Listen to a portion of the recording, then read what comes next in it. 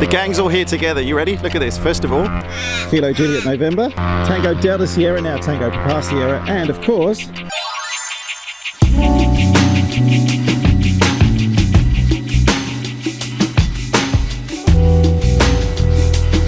we all muck things up from time to time in life, flying, relationships, business, whatever it is. Everybody makes mistakes. And anyone who says that they don't make mistakes is either really good at covering them up or is just a complete liar. If you follow this channel, you'll know that last week I did my instrument proficiency check, which is an annual check I have to do to fly this aircraft through cloud and in instrument conditions. And I probably made 2 mistakes that have kind of been sitting in my head for the whole weekend. So I've come back down to the airport today and I'm going to take Echo Yankee Zulu and yourselves on a quick flight, and all I'm going to do is focus on those 2 mistakes that I made when I was flying. I keep calling them mistakes. It's not really that, it's just something that I think that I could have done better. And so today is all about focusing on those 2 specific things, having a fun flight on a beautiful day, and just get that niggling thing in the back of your head which is saying, you're making mistakes, you're not a good pilot. Just getting that out of my head, proving to myself I can do it, and enjoying the beautiful weather here in Melbourne for a change.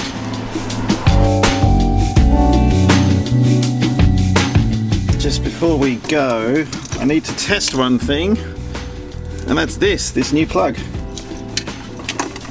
which, if you remember last week, I think I attached correctly. Let's try it out.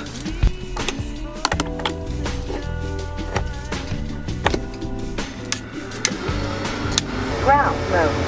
1 2 1 2 1 2. I can hear myself. Wow, that's really cool. See you later, batteries. Clear for takeoff, Echo Yankee Zulu. Alright, no one on final. Climbing to 3,000. 2,500 contacting departures.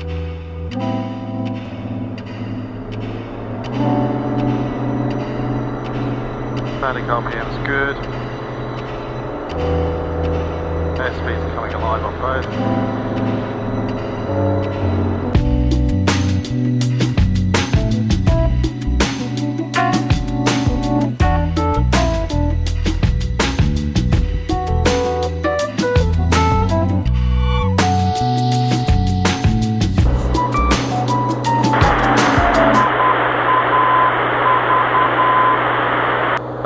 I've just identified the nav aid for Avalon's ILS according to the chart, which I'll stick up on screen for you.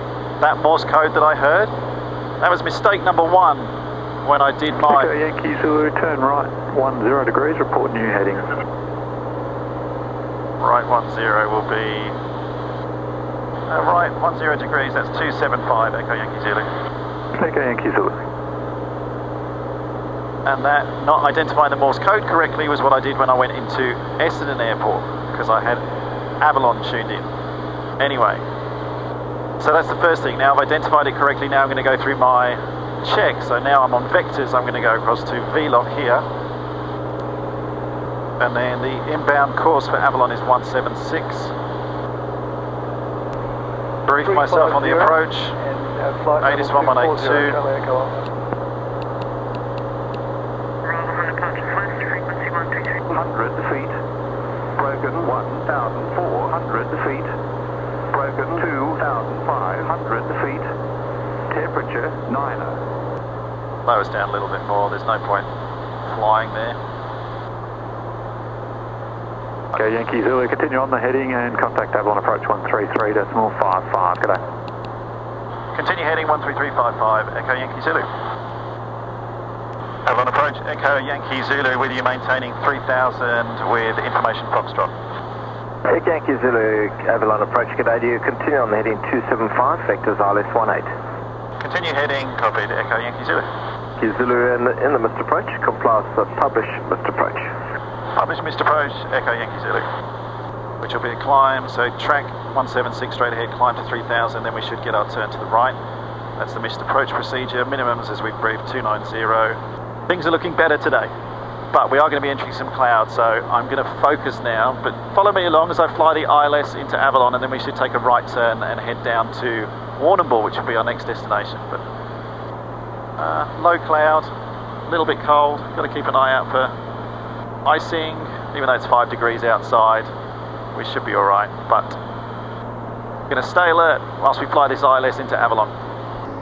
Okay, Yankee Zulu, your position now 2 miles to the east ascent line, runway 18, turn left heading 210, pilot intercept, cleared ILS runway 18 approach. Left turn 210, pilot intercept cleared, ILS 18, Echo Yankee Zulu.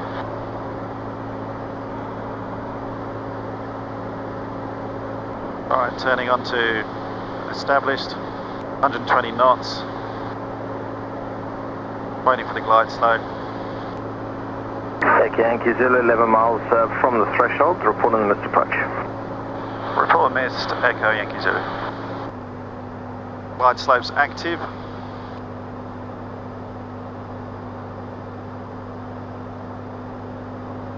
We want 100 knots coming down the hill. By Icano, we want to be 1340, that's our check height. 100 knots coming down the slope, everything's looking good. On the glide slope. And speeds looking good, want to be about 100 here, so I'll just come back on the throttle a bit. 6 degrees outside air temperature. Passing Icano now. Icano check height 1380, we should be 1340, check height occurs. It's good, this will wash all the TKS fluid off the wings. Beautiful! There's the runway. Oh, I hope that came out on the cameras like it did for me. Okay, 760 for 290. So we would proceed at this point, but I'm not going to do a touch and go, I'm just going to continue on. 500. Getting ready to disengage autopilot. We would land if we wanted to. 340, 320. Apollo 35. I'll go around here, autopilot disconnect, full power. Apollo 35, there's aircraft Juliet Yankee Kilo operating just south of your position. Echo Yankee Zulu in the missed approach. Take Yankee Zulu, come to 4000. Flight 4000, Echo Yankee Zulu.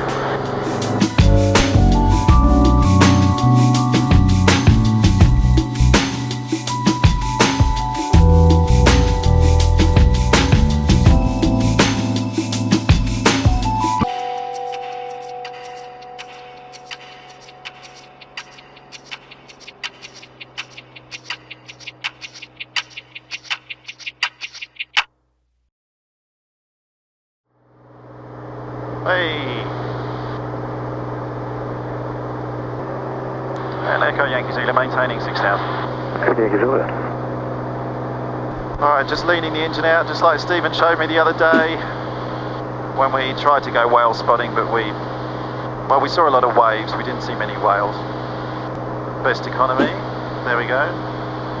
Now I said there were two things that I wanted to try on this flight. The second thing that I wanted to try is determining exactly how far I am from a waypoint when I'm not going to that waypoint, and that's all about the GPS units down here. So this may get slightly technical for a second, but I figure you guys are interested in what I do here in the cockpit, so I thought I may as well show you that. All I want to be able to do, for example, is here I am on a track, and I'm going to this waypoint, see Ibobo, but what if I want to know my distance from another waypoint when I'm not going to that one? The brilliant thing is, with the GTN 650s, I can all do it via touchscreen. If I want to know my distance, say, let's say this waypoint here, Wendy, all I do is I tap on Wendy, I can go to waypoint info, and here you go, gives me a distance and a bearing. So it shows I'm 17 miles from Wendy on a bearing of 337 degrees. And if I look here on the compass, I know Wendy's off to my right, 337. And I use that quite a lot when I have the charts and I'm looking at the minimum safe altitude. So you have an airport and 25 miles around that, there's a big circle drawn, and you know your minimum safe when you're within 25 miles of that airport is whatever altitude. But if you're not tracking to that airport, but you still want to use their minimum safe to descend maybe on an approach, for example, now I can just sitting on that screen like this, I mean this is Wendy, I'm not going to be using that, but I would leave it on the screen for whichever airport that I was approaching, and then I know I'm within the minimum safe altitude for that. The other good thing is that means I can track direct to an airport, and then if I need to turn off to start the approach to fly into the airport, I'll leave the airport on GPS 2, so I'll always know that I'm within that 25-mile safe zone. And if I go outside of that 25-mile safe zone, I'm no longer protected by what's called that minimum safe, that big disc that's drawn around the airport. Really, really useful on these GTN 650s, which are beautiful.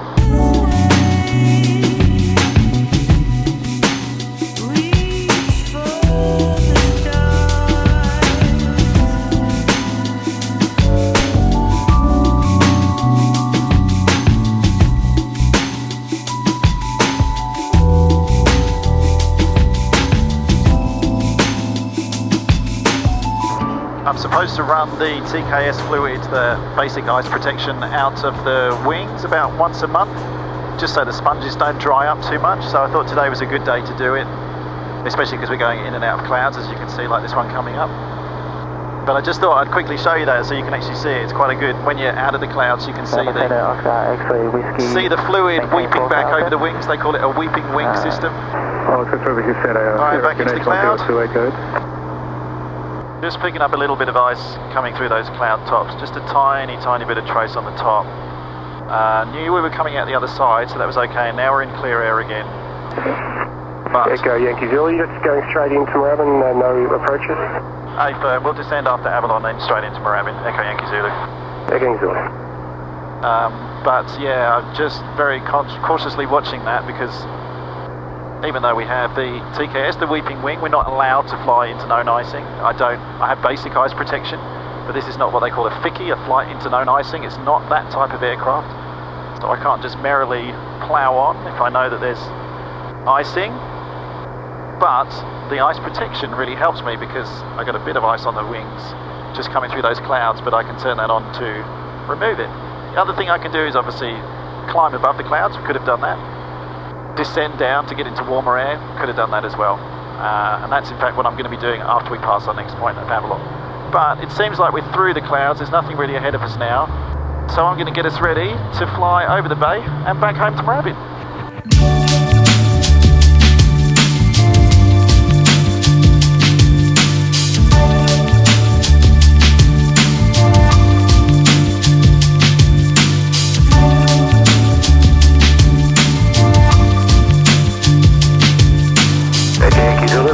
Seminole, late downwind in your 1 o'clock, 3 miles.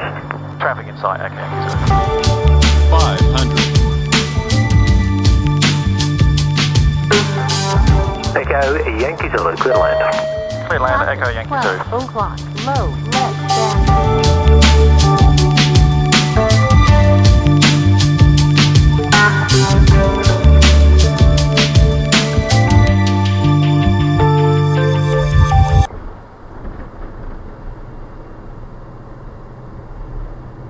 Good flight. Now I'm just driving off to Blue Demon Aviation, which is like one block. It's like 1 street away, so it's a 2-second drive. But I broke something in Echo Yankee Zulu. Nothing critical, don't worry. And it wasn't really me breaking it. It just kind of came off. But I just want to see if Stephen's got some glue that we might.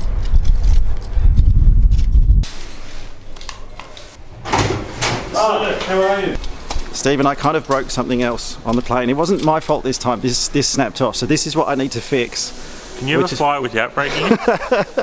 It doesn't seem that way, does it? This is not a critical piece of equipment. It's the plastic thing, you know, the bit on the GoPro mount on the wing. Yeah. It just kind of pushes against the GoPro and holds it in place, but can you help me with that? I need some glue or something just to... I'll go fix it. We'll glue it back on. Thank you. Thank you. Every time. But I can use that bit for now, can't I? Yeah, use that one and then I'll just cut like 20 of them out. So we have them spare. Oh, I can keep in a little pack. And then you got actual fiberglass ones. Hey. Yeah, which plane did you just cut that off? Not mine.